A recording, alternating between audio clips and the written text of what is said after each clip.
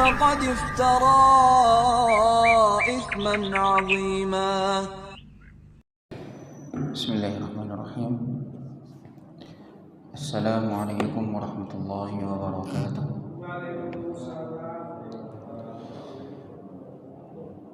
الحمد لله وكفى، والصلاة والسلام على رسوله المصطفى وعلى آله ومن وفاه. Amma ba'd. Bapak Ibu sekalian yang dimuliakan Allah Subhanahu wa taala,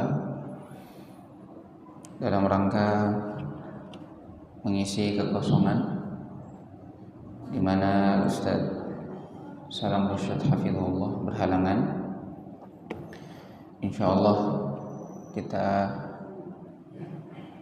membacakan beberapa hukum dan fadilah yang berkaitan dengan hari Asyura.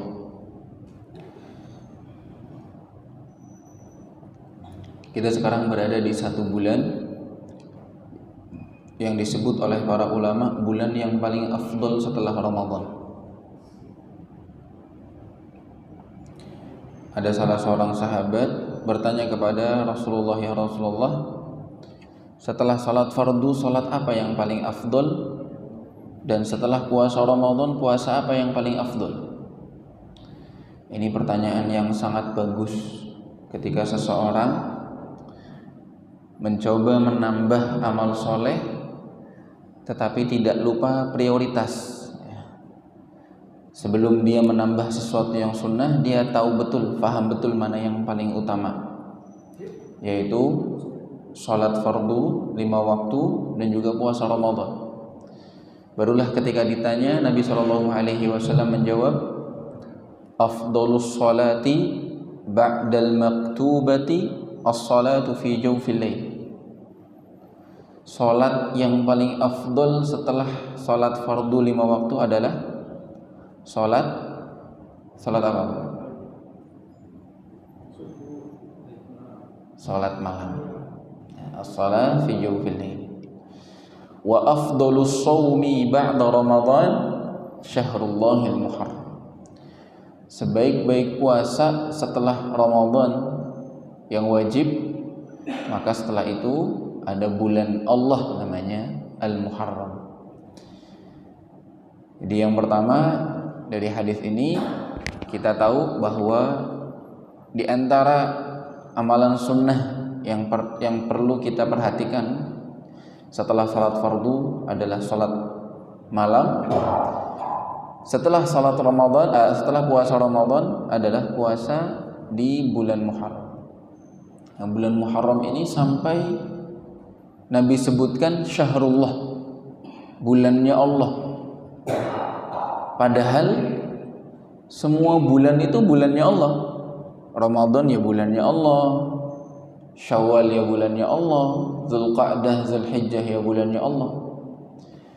Tapi yang disebut oleh Nabi SAW secara terang-terangan adalah bulannya Allah dalam hadisnya, yaitu bulan Muharram, Syahrullah Al-Muharram.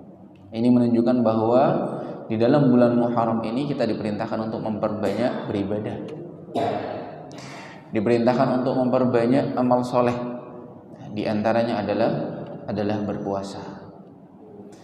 Nah, orang yang berpuasa di bulan Muharram boleh banyak-banyak, tapi tetap para ulama mengatakan tidak dianjurkan atau bahkan dilarang puasa full 1 bulan. Ya, puasa full 1 bulan. Karena di dalam hadis yang lain disebutkan Nabi tidak pernah puasa full 1 bulan kecuali bulan Ramadan.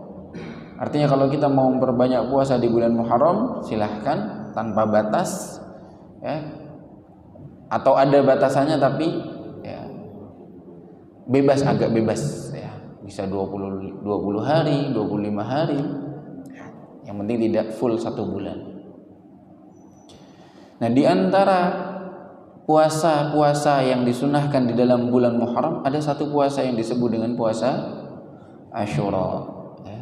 Puasa Asyura ini, ya, kalau dilihat dari lafaznya atau namanya Asyura, Kalau dalam bilangan bahasa Arab asalnya apa? Asyrah, ya. Asyrah 10, ashir yang ke-10, ya. Asyrah itu 10, ashir yang ke-10. Artinya di tanggal 10 ada puasa yang disunnahkan. Nah, Bapak Ibu sekalian dirahmati Allah Subhanahu wa taala, perlu diketahui bahwa Nabi Shallallahu alaihi wasallam dalam ibadah puasa itu ada kurang lebih 4 tahap. Ya, ada 4 tahap.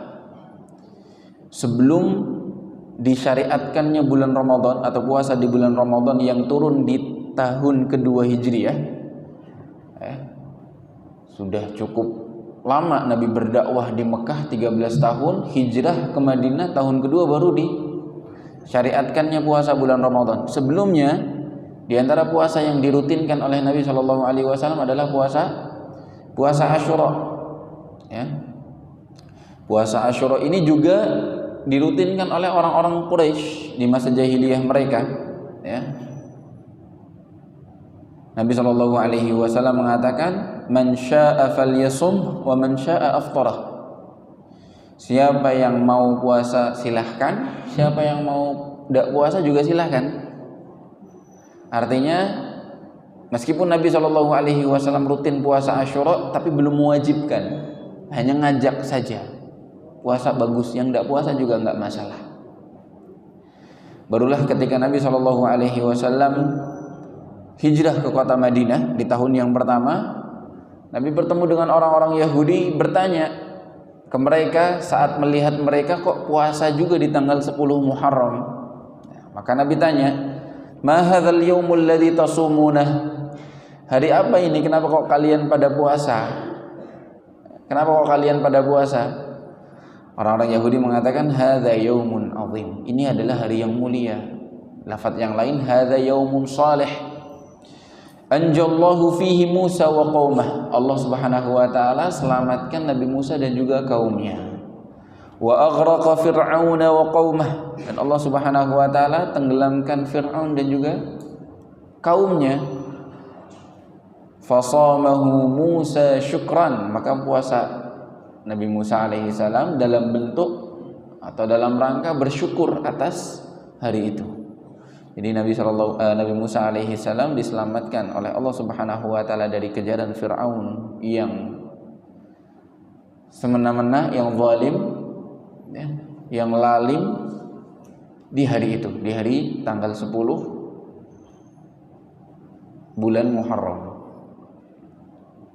Fanahnu nasumuhu, maka kata orang Yahudi yang tinggal di kota Madinah bilang, ya kami pun puasa karena kami pengikutnya Nabi Musa.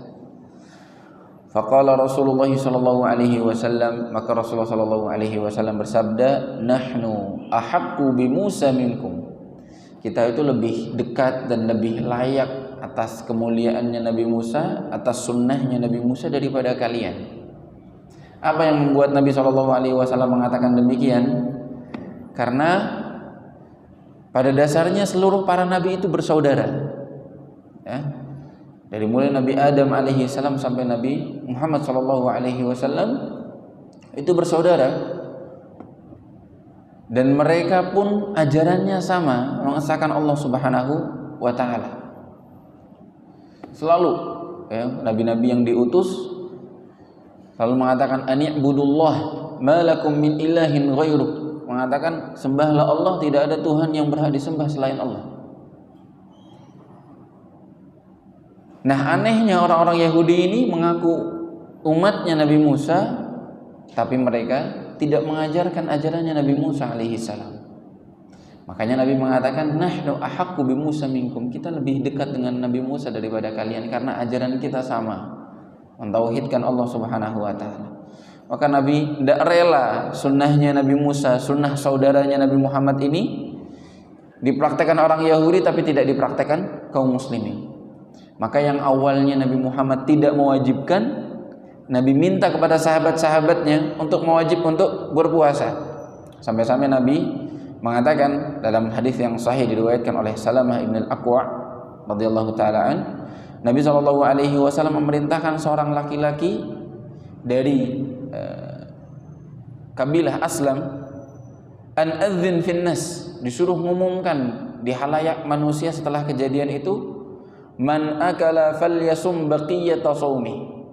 Siapa yang sudah makan, terlanjur makan di hari ini tanggal 10 Muharram, maka hendaknya berhenti setelah itu lanjut berpuasa sampai maghrib.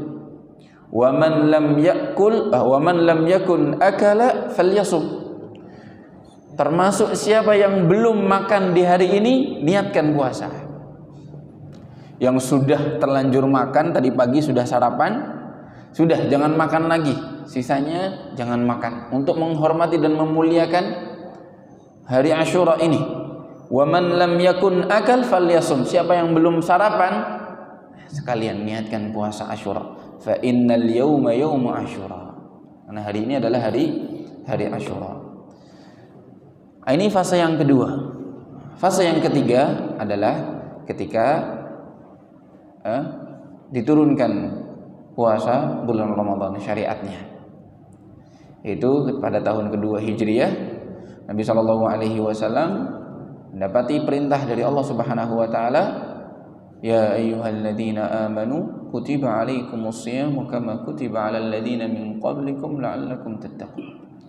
Ayat yang lainnya, syahrul ramadhan alladzi unzila fihi alquran hudan linnasi wa bayyinatin minal huda wal furqan faman syahida minkumus syahra falyasum. Siapa yang melihat hilal bulan Ramadan falyasum, maka berpuasalah. Dan juga orang-orang yang lain yang mengikuti kesaksian penglihatan hilal tadi. Faman syahida minkumus syahra falyasum. Ini diwajibkan puasa bulan Ramadan.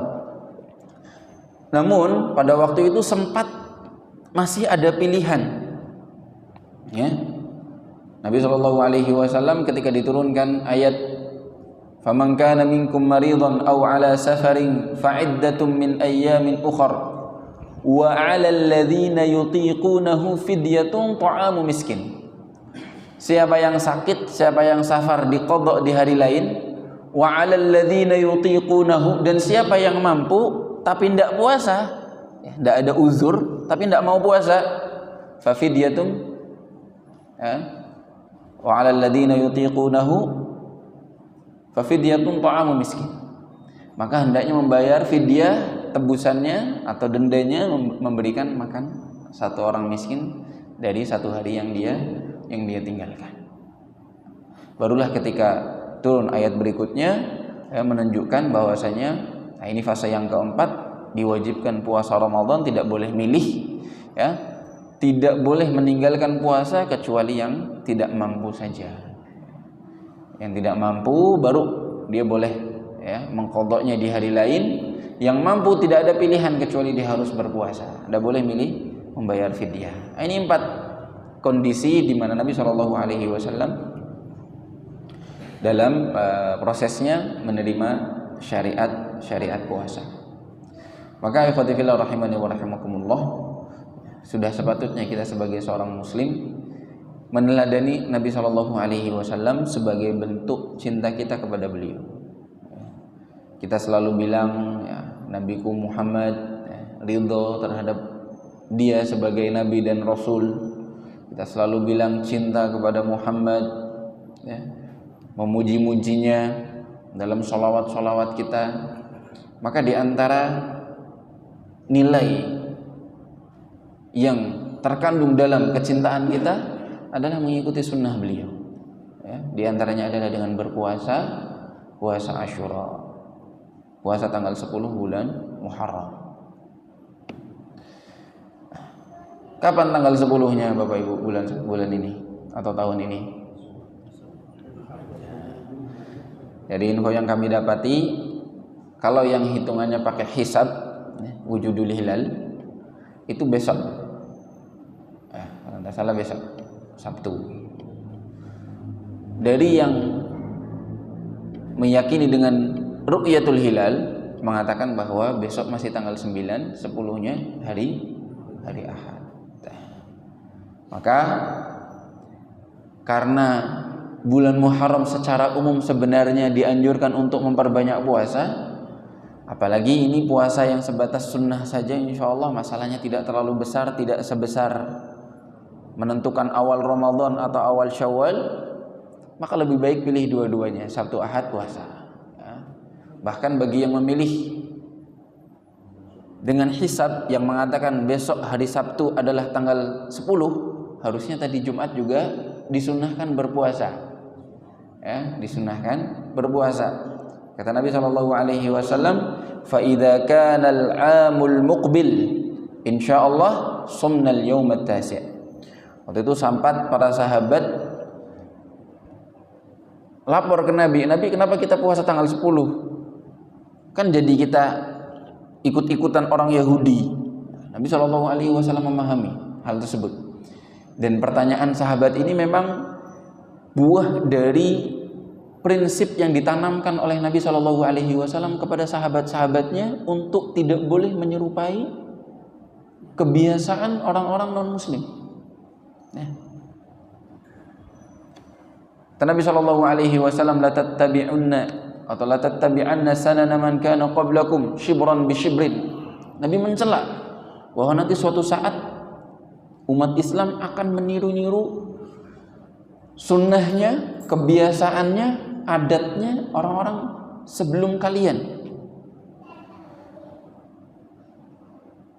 Mungkin awalnya shibron bi shibrin, ikutinnya dikit-dikit, lama-lama menjadi zira'an bi zira'in, sejengkal kemudian menjadi sehasta atau satu zira', hatta law dakhalu juhra dhabbin la dakhaltumuh, sampai kalau mereka masuk lubang dhab, ya, biawak Arab dibilangnya atau kadal Arab, la dakhaltumuh, kalau mereka orang-orang non muslim masuk situ kalian bakal ikut-ikutan. Nah, ini kabar dari Nabi SAW akan datang suatu zaman yang kita bakal seperti itu, dan Nabi sudah wanti-wanti. Nabi SAW dalam riwayat lain juga mengatakan, man tashabbaha biqaumin fahuwa minhum, siapa yang menyerupai suatu kaum maka dia termasuk dari kaum itu. Nah, karena prinsip yang sudah diajarkan kepada sahabat-sahabatnya, inilah sahabat ngadu ke Nabi, Nabi kenapa kita puasa tanggal 10 jadi mirip-mirip orang Yahudi, ketika mereka sudah pindah ke kota Madinah dan mendapati orang Yahudi juga puasa tanggal 10. Meskipun ya ini bukan sesuatu yang begitu besar perkaranya, karena memang pada dasarnya sebelum orang Yahudi puasa di Madinah, atau sebelum Nabi tahu orang Yahudi puasa di Madinah, Nabi sudah puasa sebelumnya waktu di Mekah. Bahkan Quraisy sebelumnya sudah terbiasa puasa tanggal 10 Muharram. Namun demi ya, menekankan prinsip akidah, tidak boleh menyerupai ya, menyamai orang-orang non-muslim, maka Nabi mengatakan, kalau seandainya aku masih hidup tahun depan, aku akan puasa tanggal 9. Biar tidak sama dengan orang Yahudi. Namun qadarullah Nabi SAW wafat dan belum sempat puasa tanggal 9-nya. Ya, namun karena Nabi mengatakan secara langsung hal seperti itu, maka kita ya, lebih baik juga mengikuti arahan dari Nabi SAW. Kalau kita mampu puasa tanggal 9 dengan tanggal 10. Ya. Kalau ternyata tanggal 9 yang tidak puasa, sebagian ulama mengatakan ya sudah, tanggal 10 dan tanggal 11. Intinya kita bisa berusaha menyelisihi orang-orang Yahudi, ditambah karena memang bulan Muharram disunahkan untuk memperbanyak puasa. Tapi kalau tidak bisa lagi, ya sudah, minimalnya jangan sampai ketinggalan tanggal 10. Nah, insya Allah kalau kita puasanya tanggal 10 saja dan tidak ada niatan untuk menyerupai orang-orang Yahudi, ya insya Allah tidak masalah. Nah, puasa tanggal 10 memang pada dasarnya sendirian tanggal 10. Ketika Nabi SAW ditanya an shaumi yaumi Asyura, beliau mengatakan yukaffiru sanatal madhiyah. Insyaallah puasa tanggal 10-nya saja sudah bisa mendapatkan fadilah, yaitu diampuni dosa-dosanya setahun yang lalu. Dalam memahami hadis-hadis yang berisikan tentang amalan-amalan yang bisa menghapuskan dosa, biasanya para ulama menyebutkan bahwa dosa-dosa yang otomatis dihapus dengan amal-amal soleh itu adalah dosa-dosa kecil secara umum, ya, dosa-dosa kecil, ya, karena mereka mengatakan kalau dosa besar harus dibarengi dengan taubat. Tapi kalau dosa kecil bisa kita tidak menghiraukan dosa-dosa tersebut yang sudah lalu, ya, kemudian kita menggantinya dengan amal-amal soleh, insya Allah amal-amal soleh ini bisa menghapus dosa-dosa kecil tadi. Innal hasanat yudhibnas sayyi'at. Jadi secara umum kalau ada amal-amal soleh yang diantara fadilahnya bisa menghapuskan dosa-dosa, itu para ulama mengatakan maksudnya adalah dosa-dosa kecil, ya, maksudnya adalah dosa-dosa kecil, karena dosa besar ya, kaidahnya perlu dibarengi dengan taubat nasuha, penyesalan, i'tiraf, nadam, ya, kemudian al-azmu 'alal iqla', ya, berazam untuk meninggalkan dosa tersebut. Namun ada juga para ulama yang mengatakan bahwa tidak sulit bagi Allah menghapus dosa-dosa besar meskipun hanya dengan amal-amal soleh yang ringan seperti puasa Asyura ini. Karena Allah Subhanahu wa taala Maha Kuasa. Allah itu la mukrihalah. Tidak ada yang maksa, tidak ada yang menghalangi. Kalau Allah mau dengan puasa sunnah hanya 1 hari tanggal 10 Muharram saja, dengan puasa tersebut Allah hapuskan dosa-dosa besar, bahkan mungkin Allah hapuskan seluruh dosa-dosa kita, mudah sekali bagi Allah Subhanahu wa taala. Artinya kita tetap dengan amal-amal soleh ini kita mengharapkan diampuni dosa-dosa kita secara keseluruhan. Jadi jamaah yang ya, tadi Jumat belum berpuasa misalnya, maka bisa berpuasa mulai hari Sabtu besok, ya, bisa dianggap tanggal 9 atau sudah tanggal 10-nya, kemudian ditambahkan hari Ahad, karena hari Ahad, ya, menurut mereka yang menggunakan hilal itu tanggal 10-nya hari Ahad, ya. Dan ini penting sekali, terutama perihal man tasyabbaha biqaumin fahuwa minhum. Nabi SAW begitu serius kalau masalah tasyabbuh, menyamakan atau menyerupai adat kebiasaan orang-orang non-muslim. Dan banyak contoh-contohnya dari Nabi SAW. Nabi SAW melarang laki-laki menyerupai perempuan, ya, al-mutarajjilat minan nisa, dan juga sebaliknya, wanita yang menyerupai laki-laki dengan kebiasaan-kebiasaan yang biasa dipakai laki-laki. Contohnya apa? Laki-laki menyerupai wanita, rambut panjang misalnya, panjang tapi panjangnya berlebihan. Nah, kalau panjangnya di atas bahu, sebagian ulama masih mengatakan boleh, karena Nabi pun disebutkan rambutnya panjang seperti itu. Namun karena ini masalah uruf, maka dikondisikan juga dengan adat yang sedang berlaku di zaman kita.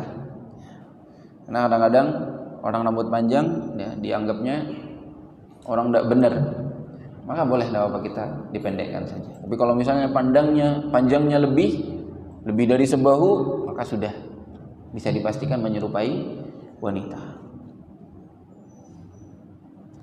Atau wanita yang menyerupai laki-laki, contohnya apa? Apa? Ya Pak, contoh sikapnya apa? Pakai celana, boleh nggak wanita pakai celana? Kalau memang di zaman kita celana identik dengan laki-laki, maka tidak boleh wanita memakai celana. Meskipun sekali lagi, karena urusan celana ini masuknya ranahnya pakaian, dan pakaian itu hal yang menjadi kebiasaan, adat istiadatnya manusia, maka bisa saja berubah seiring berjalannya zaman. Bisa jadi di zaman sekarang, dulu mungkin iya, ya, pakai celana itu laki-laki, wanita pakai celana mirip laki-laki. Tapi bisa jadi zaman sekarang atau di satu tempat beda dengan tempat yang lain yang mengatakan sudah biasa wanita pakai celana, maka mungkin boleh-boleh saja memakai celana. Namun jelas banyak madaratnya, terutama kalau celananya terlalu ketat ya, sehingga membentuk tubuhnya.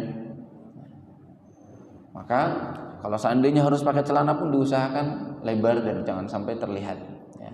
Terutama bagian atasnya menutupi dada atau bisa menutupi pahanya agar tidak terlihat ya. Nah, ini yang perlu diperhatikan. Wanita pakai motor, laki-laki boleh enggak, Pak? Motor apa laki-laki, yang laki-laki banget, Pak? RX King misalnya. Mega Pro misalnya. Boleh enggak? Kalau memang motor itu identik dengan laki-laki, maka tidak boleh wanita pakai motor seperti itu. Ya, wanita biasanya ya pakai motornya motor Beat atau motor Matic. Tapi sekarang banyak laki-laki pakai motor Matic, gimana dong? Saya sendiri pakai Matic. Maka sekali lagi itu kembali ke urf yang berlaku di zaman. Ya, karena ini kaitannya dengan urf dan kaidahnya dalam fikih al-urfu muhakkam atau al-adah muhakkamah. Urf yang berlaku selama tidak melanggar kaidah umum syariat yang sudah jelas-jelas haram atau jelas-jelas halal, selama itu kembali ke urf maka boleh kita pakai urf yang ada. Jadi kalau misalnya laki-laki pakai motor Matic sudah biasa dan rata-rata pakai Matic ya, ojek online pakai Matic semua ya Bapak Ibu, maka tidak menyerupai wanita. Tapi kalau wanita yang pakai motor laki-laki sampai sekarang masih jarang. Motor laki-laki masih identik untuk laki-laki ya, motor yang pakai kopling biasanya motor besar. Maka kalau wanita pakai motor itu dilarang, tidak boleh, kecuali kalau darurat ya, Tidak boleh juga mengikuti kebiasaan orang lain di luar non muslim yang identik dengan mereka. Contoh, nyuwun sewu, ulang tahun. Nah, ulang tahun ini bukan ada dari Islam ya, tidak ada di Islam, bukan termasuk kebiasaan Islam. Ulang tahun, hari kelahiran dirayakan dengan kue, tiup lilin, baca doa dan lain sebagainya. Ini tasyabbuh, niru-niru kebiasaan orang-orang muslim. Mau diganti namanya dengan apapun, selamat milad atau apa, pakai bahasa Arab segala macam ya, asalnya dari non muslim maka jangan diikuti.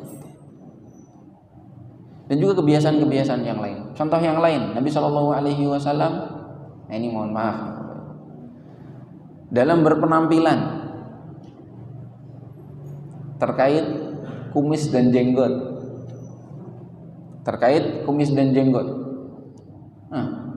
Nabi SAW mengatakan, a'ful liha wa ahfus syawarib. Peliharalah jenggot dan potonglah kumis. Khaliful yahud wal majus. Selisihilah Yahudi dan Majusi. Nabi minta kita jangan sama seperti orang Yahudi dan Majusi dengan cara apa? Memotong kumis, memelihara jenggot. Karena memang orang Yahudi identik dengan memanjangkan kumis dan memotong jenggot. Nah, ini sunnah juga yang banyak ditinggalkan. Bahkan banyak di antara ulama yang sampai mengatakan haram memotong jenggot. Ya, karena ini kaitannya dengan ya, tasyabbuh dengan orang-orang non-muslim.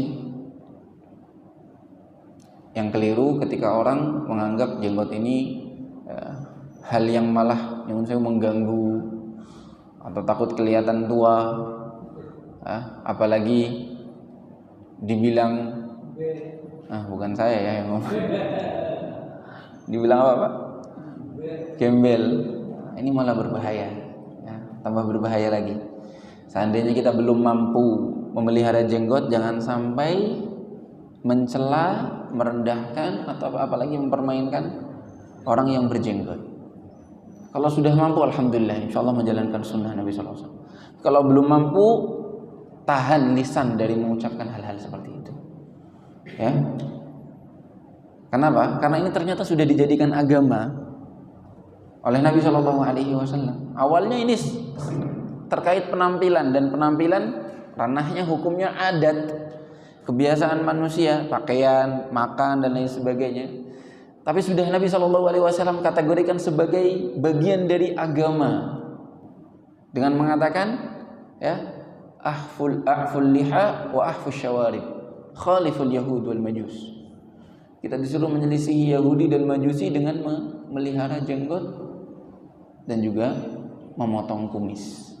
Kecuali kalau jenggotnya sudah terlalu panjang, banyak di antara para ulama yang membolehkan memotongnya, ya, lebih dari genggaman, ya. Kalau lebih dari genggaman, banyak di antara ulama yang membolehkan untuk dipotong. Tapi kalau kurang dari satu genggam, maka kita diperintahkan untuk memeliharanya.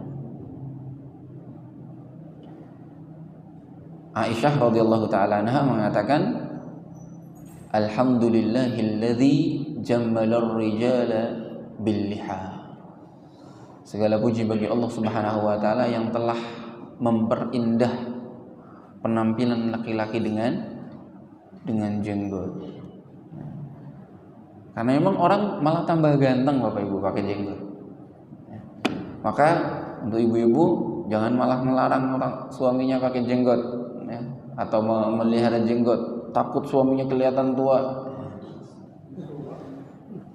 Orang sudah tua. Aisyah sendiri mengatakan ini kebanggaan laki-laki. Bahkan kalau Bapak Ibu tahu di luar sana mengatakan bahwasanya laki-laki jantan itu yang pakai jenggot, yang berjenggot, ya. Yang memotongnya malah disebut oleh para ulama, orang yang tidak berjenggot itu disebut amrod, Pak. Istilahnya dalam agama amrod. Kalau boleh dikata mirip banci, nyuwun sewu. Bener, di dalam agama itu ada namanya amrod. Amrod itu kalau laki-laki terlalu ganteng terus tidak punya bulu di wajahnya, tidak punya kumis, tidak punya jenggot, itu disebut amrod. Dan itu bisa menjadi fitnah. Bahkan banyak para ulama yang melarang orang-orang seperti ini jangan suka tampil, bisa jadi fitnah. Sehingga dianjurkan untuk memelihara jenggot agar dibedakan antara laki-laki dengan perempuan. Kalau misalnya orang memang pada dasarnya tidak punya jenggot, ya tidak disalahkan. Ada orang memang dari dasarnya gennya, keturunannya tidak ada yang berjenggot, udah tua pun tidak berjenggot, maka tidak masalah. Memang dari sananya ciptaan Allah Subhanahu wa taala. Tapi kalau sudah ada jenggot, maka lebih baik tidak dipotong. Dan juga banyak hal lain yang berkaitan tentang, ya, harusnya seorang muslim itu berbangga dengan identitasnya, Ikhwati fillah rahimani wa rahimakumullah. Terkait puasa Asyura atau kemuliaan tanggal 10 Asyura ini, ya, tadi di antara latar belakangnya adalah hari ini atau hari itu hari diselamatkannya Nabi Musa alaihi salam dari kejaran Fir'aun. Tadi sempat kita kisahkan di khutbah Jumat di Masjid Al-Marzuq. Kita ulangi secara ringkas. Jadi Nabi Musa alaihi salam diperintahkan oleh Allah Subhanahu wa taala untuk keluar dari Mesir membawa Bani Israel yang jumlahnya banyak, ratusan ribu, banyak, bahkan ada yang mengatakan lebih dari 1 juta, untuk lepas dari kekangan Fir'aun dan juga kaumnya. Maka mereka pun menuju ke Syam, ya, dengan melewati Laut Merah. Allah Subhanahu wa taala sudah perintahkan Nabi Musa, kamu jalan menuju ke laut ini. Nah, Nabi Musa sebagai seorang nabi dan hamba Allah Subhanahu wa taala yang patuh, nurut saja. Meskipun tidak tahu apa yang nanti dijanjikan oleh Allah Subhanahu wa taala di sana. Maka dibawalah. Besok paginya barulah Fir'aun dan bala tentaranya menyadari, mereka pun mengejar Musa dan juga Bani Israel. Sampai akhirnya tiba di hadapan lautan yang sekarang disebut dengan Laut Merah. Mereka sudah terpojokkan. Sempat kaumnya Nabi Musa, Bani Israel ragu. "Wahai Musa, apakah di sini yang engkau dijanjikan oleh Allah Subhanahu wa taala?" "Iya, Allah janjikan saya di sini, di laut ini." Karena mereka sudah genting sekali, ya. Fir'aun bala tentaranya yang memang pasukannya lebih muda-muda, kemudian kendaraannya lengkap, sedangkan Nabi Musa banyakkan jalan kaki karena memang du'afa, lemah, banyak orang tua juga, jadi wajar kekejar. Maka disebutkan falamma tara al-jam'an qala ashabu Musa inna lamudrakun. Ketika sudah ketemu dua kelompok, satunya jamaknya Musa dan juga Bani Israel, satunya lagi jamaahnya Fir'aun dan kaumnya Nabi Musa bilang, "Dah, kita udah tidak bakal selamat." Tapi Nabi Musa yang yakin dengan janji Allah Subhanahu wa taala mengatakan, "Qala kalla inna ma'iya rabbi sayahdin." Enggak seperti itu. Allah selalu bersamaku, inna ma'iya rabbi sayahdin, akan memberikan petunjuk bagiku. Ya. Dan ini memang Allah Subhanahu wa taala memiliki sifat ma'iyah dengan makhluknya. Ya, ma'iyah dengan makhluknya. Ma'iyah ini ada dua macam. Kebersamaannya Allah dengan makhluknya ini ada dua macam. Kalau zatnya jelas di arsy, karena hadis-hadis dan dalil-dalil begitu jelas dan gamblang mengatakan di Al-Quran bahwasanya zatnya Allah beristiwa di atas arsy. Dan kita beriman, meskipun kita tidak tahu bagaimana istiwanya, yang penting kita beriman zat Allah di atas arsy, dan arsy ada di atas langit yang ketujuh. Apa yang membersamai makhluknya? Ma'iyah ammah, Allah membersamai seluruh makhluk, baik yang mukmin maupun yang kafir, dengan penglihatan Allah, ya, dengan pendengaran Allah, dengan pengawasan Allah, muraqabahnya, sama'nya, basarnya. Allah Subhanahu wa taala melihat semuanya. Itu maksudnya Allah membersamai seluruh manusia dan jin. Allah melihat setiap apa yang dikerjakan, yang diucapkan, bahkan yang tersembunyi di hati-hati manusia, Allah tahu. Nah, ada namanya ma'iyah khassah, kebersamaan Allah Subhanahu wa taala hanya untuk orang-orang yang beriman. Nah, inilah yang disebut oleh Nabi Musa di dalam ucapannya, inna ma'iya rabbi, Allah bersamaku. Nah, ma'iyah ini kebersamaan Allah dalam bentuk an-nasr wa ta'yid, pertolongan dan bantuan dari Allah Subhanahu wa taala untuk orang-orang yang beriman. Allah Subhanahu wa taala pasti akan menolong Nabi Musa, dan benar Allah Subhanahu wa taala perintahkan kepada Nabi Musa, anidrib bi'asakal bahr, pukulkan tongkatmu ke lautan. Fanfalaq fakana kullu firqin kattawdil 'azim, maka terbelah lautan itu, belahannya ya terangkat airnya seperti gunung yang menjulang tinggi, kattawdil 'azim. Yang masyhur disebutkan bahwa lautan terbelahnya itu menjadi satu jalan saja. Ya, jadi lautan terbelah menjadi dua, tengah-tengahnya satu jalan saja. Itu yang masyhur. Namun kami sendiri memilih pendapatnya Ibnu Abbas radhiyallahu taala anhu, sahabat Nabi, sepupu Nabi sallallahu alaihi wasallam, yang dikenal sebagai mufassirnya para sahabat. Beliau mengatakan terbelahnya lautan itu menjadi 12 jalan, sesuai jumlah banyaknya suku-suku Bani Israel. Asbabnya Bani Israel itu ada 12, kabilahnya ada 12. Maka setiap suku diberi jalannya sendiri-sendiri. Itu pun yang dicantumkan oleh Ibnu Jarir At-Tabari, ya, dalam tafsirnya beliau. At-Tabari juga termasuk Syekhul Mufassirin, ya. Di antara ahli-ahli tafsir yang masyhur ada Ibnu Jarir At-Tabari, ada Al-Qurtubi, ada Ibnu Katsir.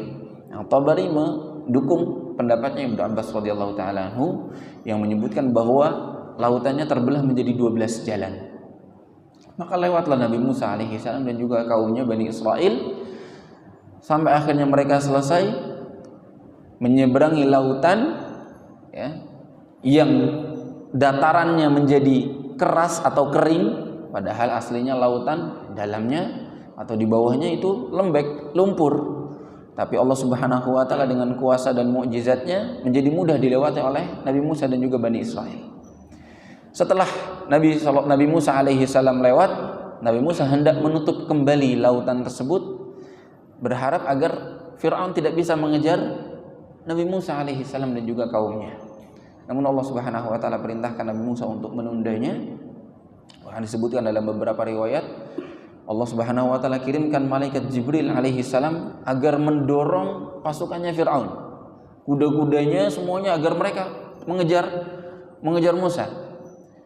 Karena sebelumnya mungkin Firaun sudah menyadari ini Musa sudah hebat sekali nih, pasti udah enggak beres lagi nih. Tapi karena kecongkakan dan keangkuhannya mereka tetap ngejar, nyebrang lautan, sampai akhirnya ketika mereka di tengah-tengah lautan, Allah Subhanahu wa taala perintahkan Nabi Musa alaihissalam untuk pukulkan kembali tongkatnya ke lautan tersebut dan menutup. Tenggelam ratusan ribu pasukannya Fir'aun. Nah, ini salah satu kejadian peristiwa yang tidak ada tandingannya, di mana satu komunitas yang jumlahnya ratusan ribu atau mungkin jutaan ditenggelamkan oleh Allah Subhanahu wa taala dalam satu waktu. Disebutkan bahwa sempat Fir'aun mencoba bertaubat dengan mengatakan, inni amantu annahu la ilaha illa alladhi amanat bihi banu Israil. Aku beriman bahwasanya tidak ada Tuhan yang berhak disembah kecuali yang diimani oleh Bani Israel. Namun Allah Subhanahu wa taala tidak menerima taubatnya, karena memang nyawanya sudah di kerongkongan. Nabi Shallallahu alaihi wasallam bersabda, innallaha yaqbalu taubatal abdi ma lam yugharqir. Allah Subhanahu wa taala akan terus berusaha membuka pintu taubatnya bagi seorang hamba selama nyawa belum sampai di kerongkongan, belum dicabut. Kita masih sehat walafiat, masih waras atau sakit tapi tidak sampai sekarat, tidak sampai sudah mau nazah disebutnya atau nazak dalam bahasa Arabnya, maka segera bertaubat pada Allah Subhanahu wa taala. Dan apapun dosanya, Allah Subhanahu wa taala akan terima taubatnya, akan buka pintu taubatnya, termasuk dosa syirik. Dosa syirik tidak Allah ampuni kalau orang tidak bertaubat. Sampai dia mati tidak akan Allah ampuni, akan kekal dalam api neraka. Tapi kalau sebelum mati dia bertaubat kepada Allah Subhanahu wa taala, seperti halnya Fir'aun dosanya tidak ada lagi dosa yang lebih besar daripada dosanya Fir'aun. Bukan syirik lagi tapi ngaku sebagai Tuhan. Qala ana rabbukumul a'la, aku Tuhan kalian.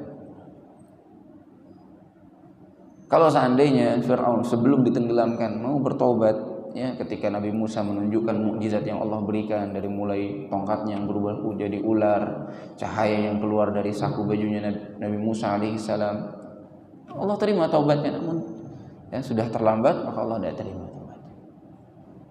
Maka kalau kita dulu pernah berbuat dosa apapun, dan kita semua pendosa, kita semua punya masa lalu yang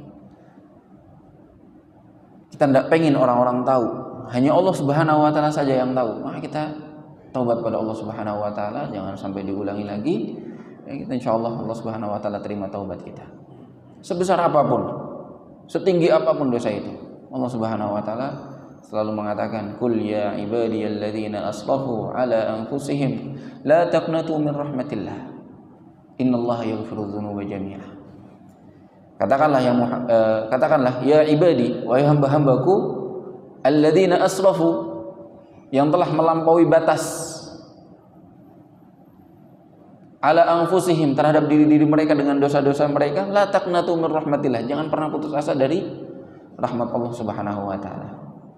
Dan ini bentuk rahmat dan kasih sayangnya Allah Subhanahu wa taala, yang lebih sayang daripada sayangnya seorang ibu kepada anaknya. Nabi SAW mengatakan seperti itu. Sayangnya Allah kepada hamba itu lebih besar daripada sayangnya seorang ibu kepada anak kandungnya. Kita kalau ada orang buat salah, kita malah benci sama orang tersebut, nggak pengen ketemu, kalau bisa jauh, ngusir, jangan nampakkan wajah kamu lagi di hadapan aku. Tapi Allah Subhanahu wa taala ketika hambanya berbuat salah malah disuruh mendekat. Sini kemari. Ya. Aku akan ampuni dosa-dosa siapapun yang bertaubat pada Allah Subhanahu wa taala. Siang dan malam. Allah Subhanahu wa taala membuka pintu taubat di siang hari bagi mereka yang berdosa di malam hari. Allah membuka pintu taubat di malam hari bagi mereka yang berdosa di siang hari. Nah, kita bertaubat pada Allah Subhanahu wa taala. Nah, ketika Fir'aun ingin bertaubat, Allah Subhanahu wa taala tidak terima, kemudian biarkan Fir'aun tenggelam di atas kekufurannya. Setelah itu, Nabi Musa alaihi salam mengatakan bahwasanya kalian sudah selamat wahai Bani Israel dari Fir'aun. Fir'aun sudah binasa. Ternyata Bani Israel saking hinanya mental mereka, angelnya sikap mereka, bandel, tidak percaya kepada Nabi Musa. Bilang Fir'aun itu kuat sekali, tidak mungkin mati. Sehingga mereka masih merasa takut dan masih enggan mungkin beriman secara total kepada Allah Subhanahu wa taala dan Nabi Musa. Akhirnya apa? Allah katakan, aku selamatkan Fir'aun, badannya, jasadnya sudah mati tapi tidak terluka sedikit pun, utuh jasadnya, untuk dijadikan ayat kesucian, tanda kebesaran Allah Subhanahu wa taala bagi Bani Israel dan juga bagi kita yang hidup setelah zamannya Nabi Musa alaihissalam. Ini membuktikan bahwasanya memang benar Allah Subhanahu wa taala itu menjanjikan kesejahteraan dan keselamatan bagi mereka yang beriman, dan Allah mengancam siksa dan hukuman yang berat bagi mereka orang-orang yang kufur. Contohnya adalah lihat Fir'aun. Bahkan disebutkan wallahu a'lam jasadnya sampai sekarang masih utuh di Mesir sana. Meskipun kita belum pernah melihatnya. Namun yang pasti ini adalah bukti kekuasaan Allah Subhanahu wa taala. Tapi tetap saja kita yang sudah tahu hal-hal seperti ini, atau mungkin sebagian dari kita di luar sana yang masih belum beriman, padahal melihat sendiri, tahu sendiri, dengar sendiri kisah Fir'aun dan Musa ini. Maka salah satu hal yang patut kita syukuri, kita beruntung alhamdulillah termasuk orang-orang yang tidak susah untuk beriman. Kita lahir dari rahim ibu yang beriman, alhamdulillah kita jadi ikut beriman, menjadi muslim, menjaga sholat, percaya kepada Nabi Muhammad, percaya terhadap Al-Quran, malaikat-malaikat Allah, kitab-kitabnya, rasul-rasulnya, alhamdulillah. Maka kita jaga keimanan ini, karena memang fitnah itu begitu besar, apalagi di akhir zaman yang Nabi SAW menggambarkan fitnahnya itu datang bertubi-tubi seperti ombak yang menggulung-gulung. Maka kalau kita tidak bekali diri kita dengan ilmu, di antaranya seperti ini. Insya Allah Bapak Ibu sekalian mengikuti pengajian dimanapun, mendengarkan nasihat-nasihat yang baik, mendengarkan ayat-ayat Al-Quran, mendengarkan hadis-hadis Nabi SAW. Ini salah satu ikhtiar kita untuk membentengi diri kita dari fitnah-fitnah yang ada, agar kita tetap teguh di atas keimanan. Karena tidak ada yang tahu. Nabi SAW sendiri mengatakan saking dahsyatnya fitnah itu, ada saja orang yang yusbihur rajulu mu'minan wa yumsi kafiran.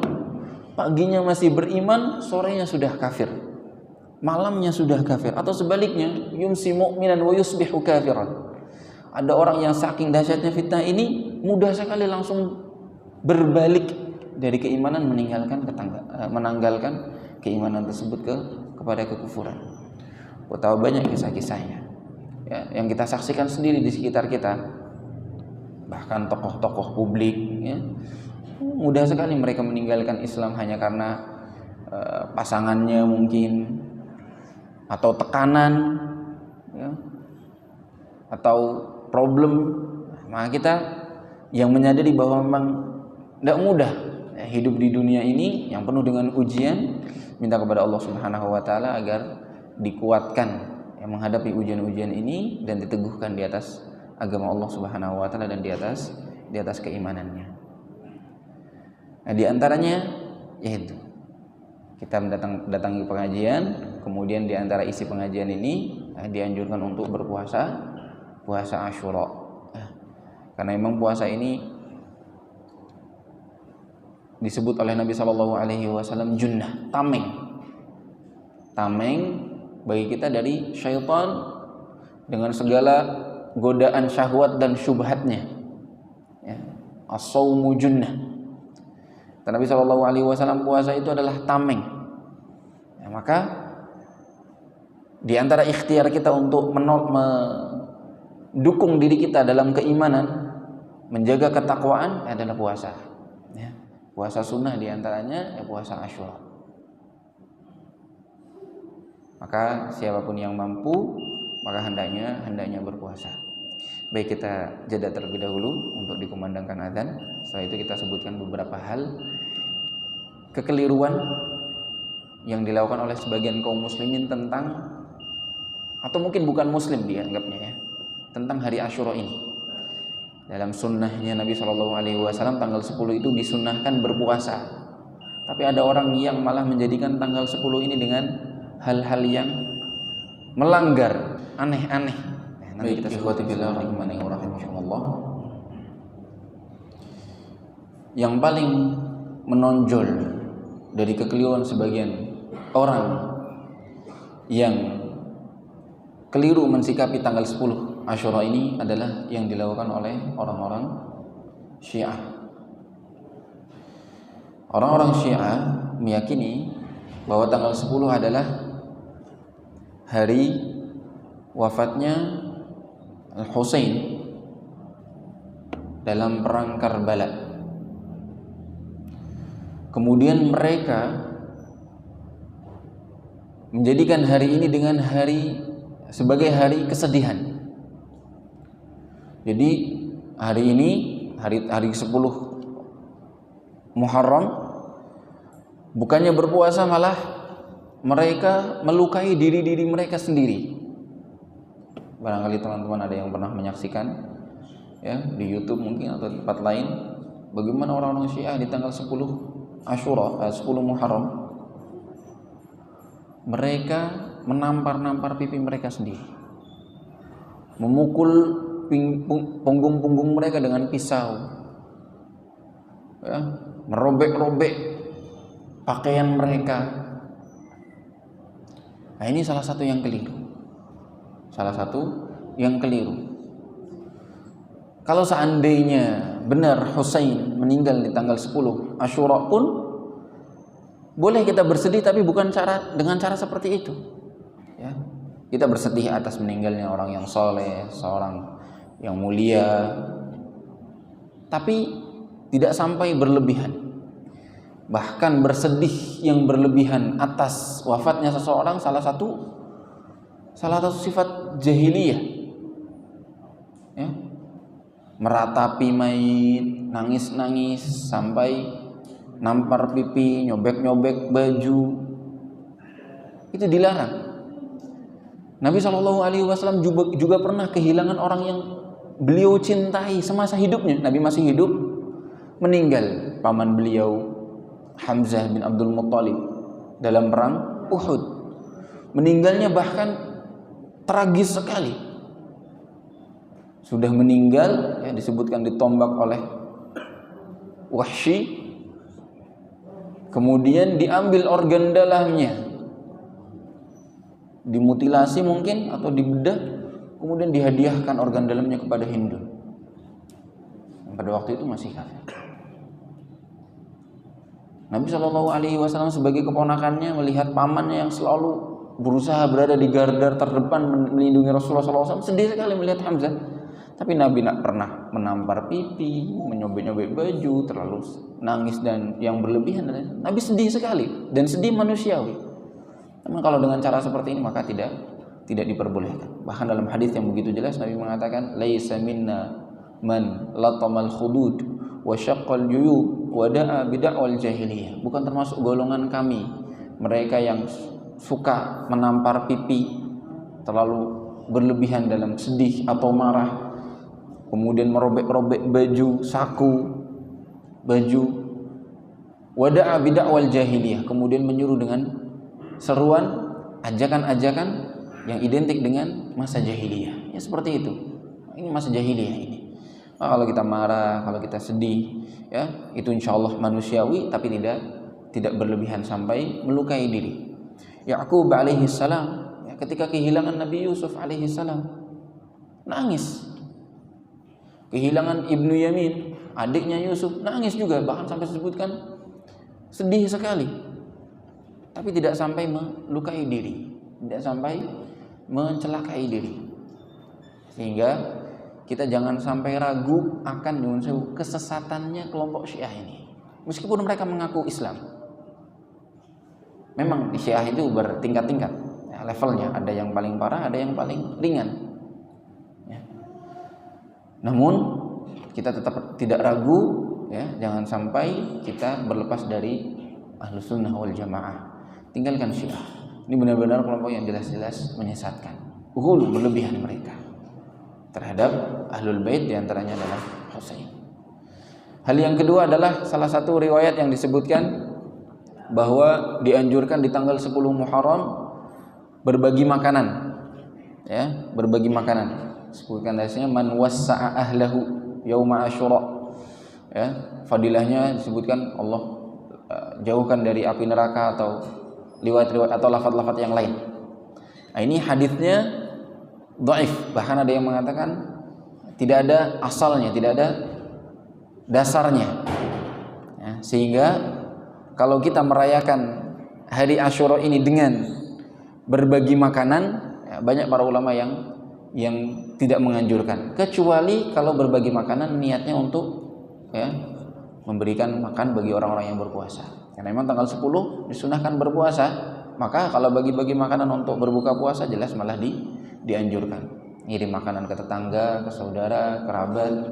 Bahkan ini salah satu fadilah yang dianjurkan oleh Nabi Shallallahu Alaihi Wasallam. Ya, man fattara sha'iman kana lahu ya ajrus sha'im min ghairi an yanqusa min ujurihim syai'. Siapa yang memberikan buka puasa bagi orang yang berpuasa, maka dianggap dia juga ikut puasa. Karena mungkin sebagian dari kita ada yang kayaknya tidak mampu berpuasa karena pekerjaannya berat, ya, karena pekerjaannya membuat dia lelah, ya, tidak bisa menunaikan kewajiban misalnya kalau dia berpuasa sunnah, maka dia bisa mengambil jalan lain untuk ikut mendapatkan fadilah Yaumul Asyura ini. Insya Allah ikut mendapatkan fadilah hari Asyura dengan cara apa? Memberikan bantuan buka puasa bagi orang-orang yang berpuasa. Nah, ini bagus. Bahkan tidak mengurangi pahala orang yang berpuasa sedikit pun. Apalagi kalau dia berpuasa plus memberikan buka puasa ke orang lain, pahalanya double berarti, masya Allah. Semoga kita dimudahkan oleh Allah Subhanahu Wa Taala untuk berpuasa di hari esok Sabtu dan juga di hari Minggu atau secara umum di bulan Muharram, karena memang dianjurkan memperbanyak puasa di bulan ini. Wallahu a'lam bishawab. Semoga bermanfaat. Tutup dengan doa kafaratul majelis. Subhanallah wa bihamdihi la ilaha illa anta. Assalamualaikum warahmatullahi wabarakatuh. ومن يشرك بالله فقد افترى إثما عظيما.